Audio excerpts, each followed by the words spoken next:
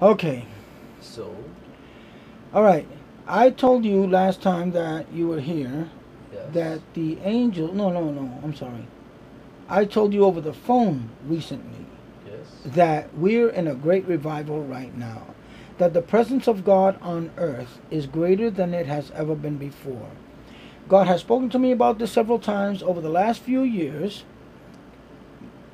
I mean, like 2 years ago, He said, I've taken over the world.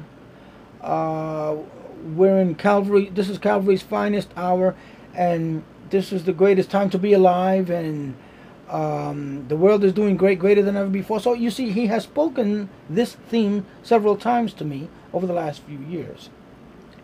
But now, 12 months ago, He showed me yet another level of His glory coming to the earth.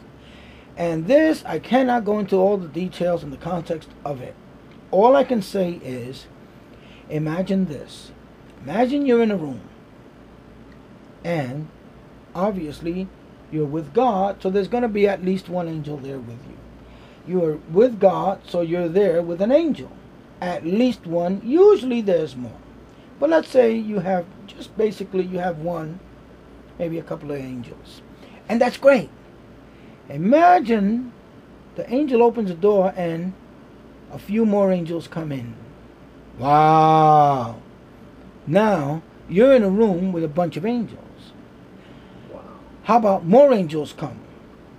More than a bunch. More than a bunch. Now you have a really big, big group of angels there with you Yes. in the room. Yes. How intense is that? And what are the implications? Well, what does it mean?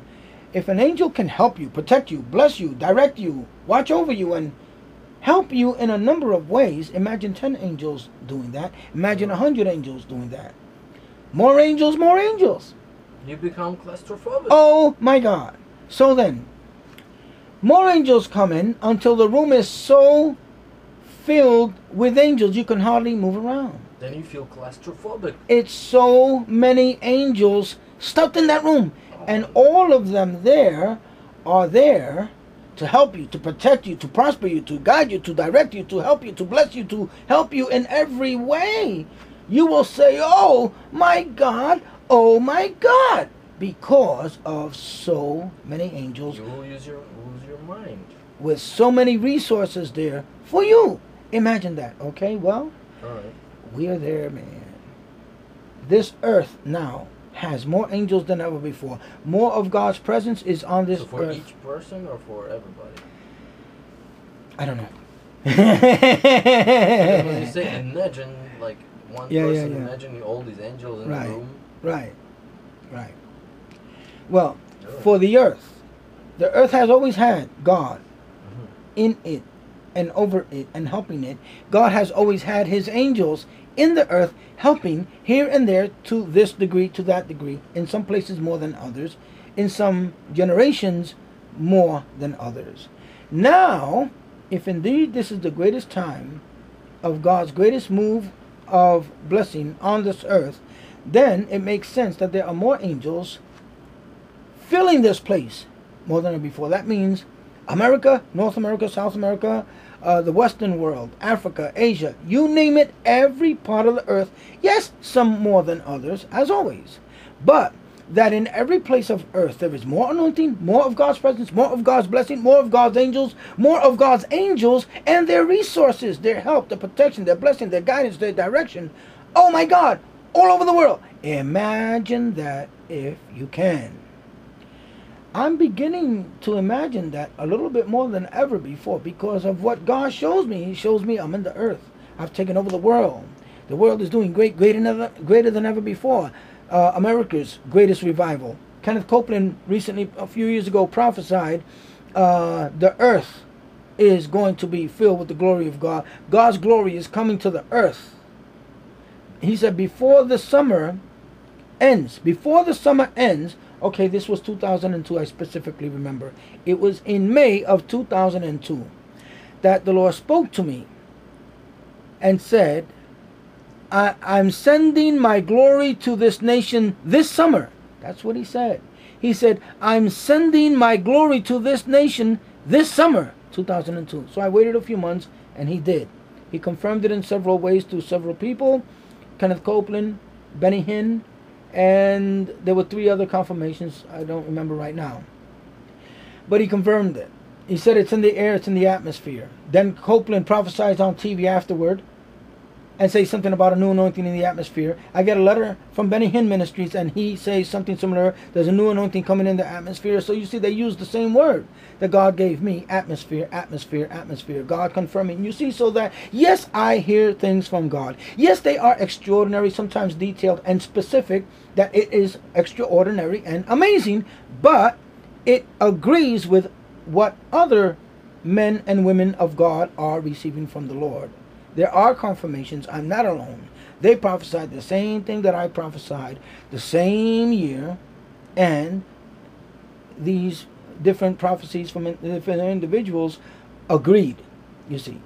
And so what I prophesy now about what God is doing and saying now will also agree with what other men and women of God are receiving. However, in my case, because from what the Lord told me a couple of years ago, being ahead of everyone else in prophetic revelations, it should not be surprising that I will get things that others have yet to receive it.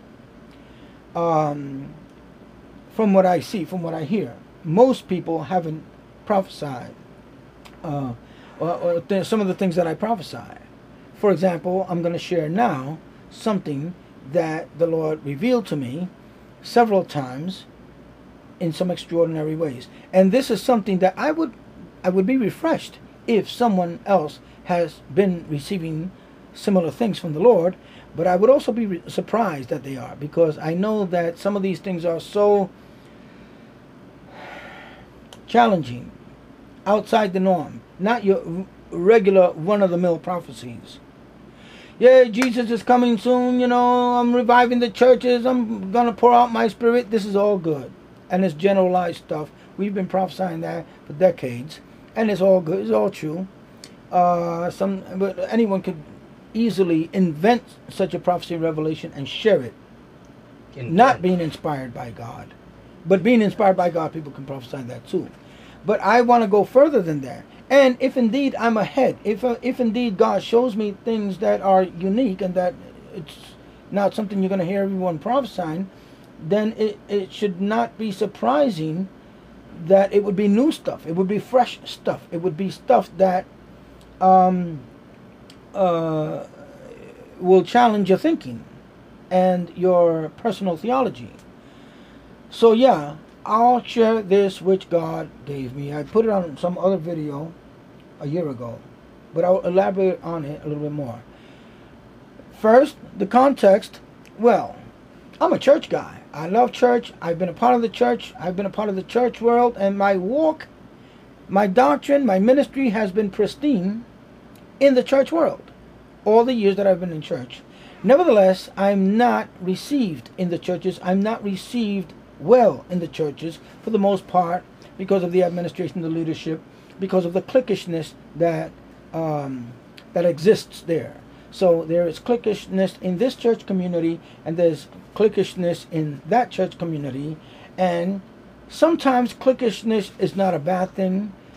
Often it is a bad thing, and in my case it has been a bad thing, because in the cliquishness that has existed here and in there and there, it's always left me out, and that's a good thing, because it has kept me with God, pure and uncorrupted and sincere and unbiased, so that God can speak to me. I'm not forced to prostitute my ministry. I'm not forced to prophesy sweet things to these and to those and to those because I have a loyalty with them. I'm not affiliated with these, and I'm not affiliated with those, except on some very mystical, spiritual level and nothing more. I don't have a pastor. I don't have a church community that I belong to and that I need to be a blessing to with prophetic revelation, so that I am forced to be nice in my prophecies to them. No, I can prophesy whatever God gives me. So why don't you have a church community? I'm not permitted in the churches. Okay? Because even though I'm permitted in the churches, I can visit, I can meet people, I can enjoy service, and at times I can share something, I can prophesy, I can share a dream someone gave me, but I'm not permitted in the churches in the sense that that I will be embraced, I will be accepted as a member of the church or as a member of the staff, because of my spirituality. My spirituality. I hear from God, I prophesy, I'll tell people what God shows me, and people don't really want that.